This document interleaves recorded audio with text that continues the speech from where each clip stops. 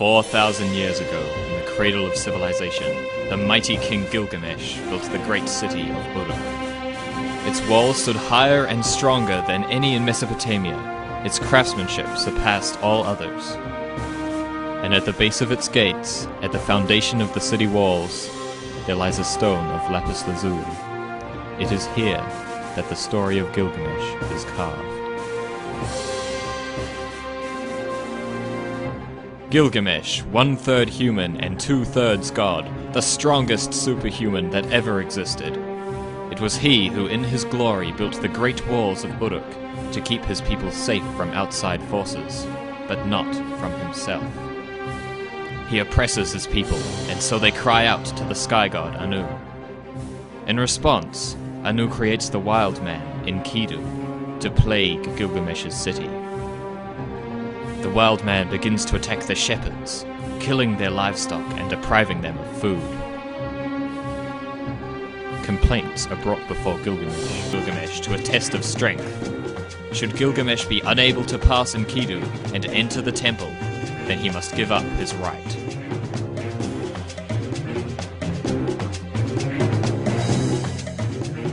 Late into the day they fight, until finally, as the moon takes to the sky, Gilgamesh gains the upper hand, forcing Enkidu to concede his superiority.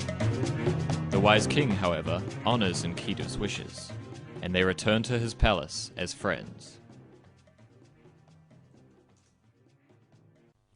A few years pass in Uruk, and Gilgamesh and Enkidu grow lazy. So the king proposes a great adventure to the southern cedar forests, to slay the demon Humbaba and cut down his trees. Enkidu protests at first, but eventually gives in. The journey through the deserts are harsh, but the warriors travel on.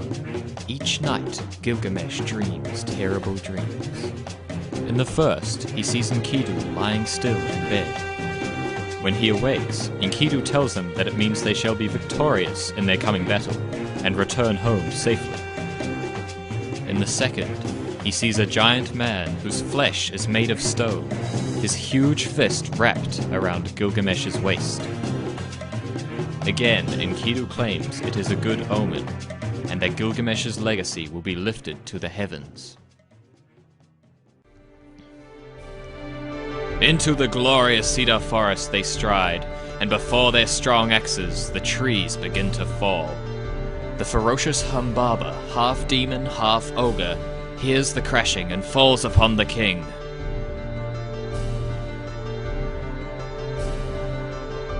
Finally, the killing blow is dealt. From the tallest tree in the forest, Gilgamesh and Enkidu cut a mighty gate for the walls of Uruk. They build rafts from the remaining trees and float down the Euphrates River to their city.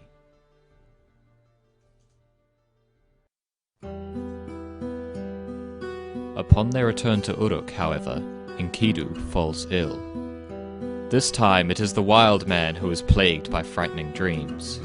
He finds himself in the House of Dust, surrounded by the shadows of his ancestors. The spirit of Humbaba appears and curses Enkidu. Sitting at his bedside, Gilgamesh listens as his friend describes the netherworld. The house where the dead dwell in total darkness, where they drink dirt and eat stone, where they wear feathers like birds, where no light ever invades their everlasting darkness, where the door and the lock of hell is coated with thick dust. When I entered the House of Dust, on every side the crowns of kings were heaped. After 12 long days, Enkidu falls silent. Gilgamesh laments the loss of his friend, and determines not to share his fate. He learns of an ancient being, the only man to gain immortality, and once again he sets out from Uruk. His first destination is Mount Mashu, which guards the rising and the setting of the sun. Upon his arrival, Gilgamesh encounters two gigantic scorpions. They laugh at him and tell him his quest is futile, but still they allow him to pass. Beyond Mount Mashu is the Land of Night, a dark, jagged tunnel that the sun travels through each night. Gilgamesh travels 11 leagues before the light begins to glimmer behind him. Just as the sun is about to catch up, Gilgamesh emerges from the tunnel into a paradise.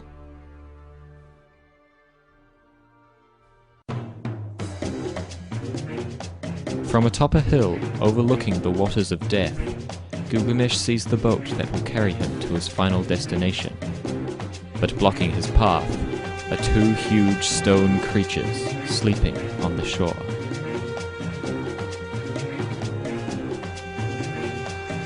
After a brief fight, the colossi are defeated, their stony bodies scattered across the sand.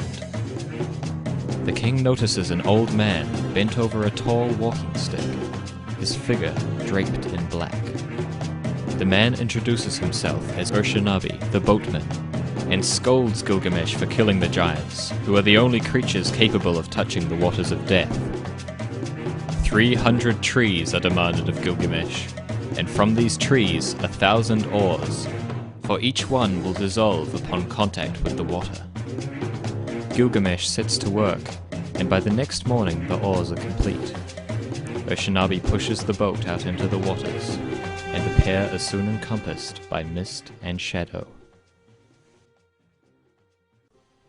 The voyage is long, and the king asks Urshanabi about the Ancient One. He is told of the time before the Great Flood, and of the gods' secret council, where they resolved to destroy the world in a great storm. He is told of the god Ea, who warned the Ancient One, and told him to gather all living things in a boat.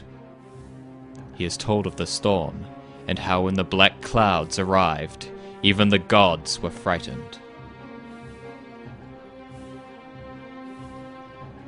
As the boatman's story comes to an end, the bottom of the boat hits soft sand.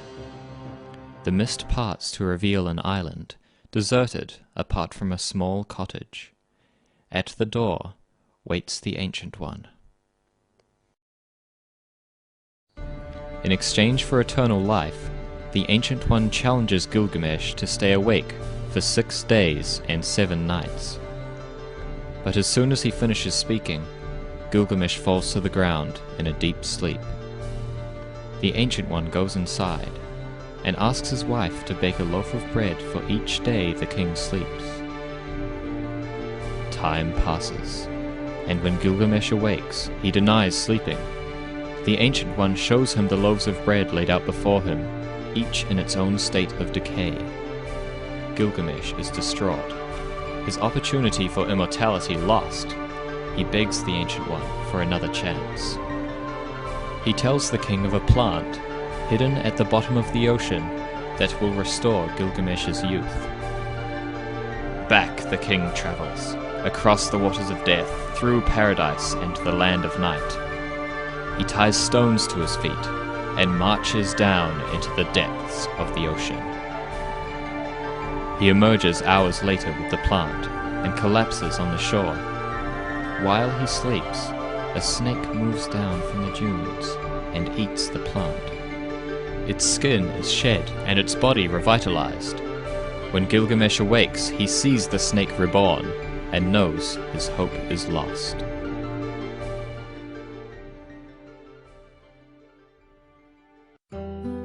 The road back to Uruk seems long and harsh beneath the feet of the king. When the great walls rise up in the distance, he stops and falls to his knees. He raises his arms and praises the walls of Uruk, his finest achievement. For it is not man's fate to live forever, but for his creations to carry his name into generations to come. 4,000 years ago, in the cradle of civilization, the mighty King Gilgamesh built the great city of Uruk. Its walls stood higher and stronger than any in Mesopotamia. Its craftsmanship surpassed all others, and and at the base of its gates, at the foundation of the city walls, there lies a stone of lapis lazuli. It is here that the story of Gilgamesh is carved.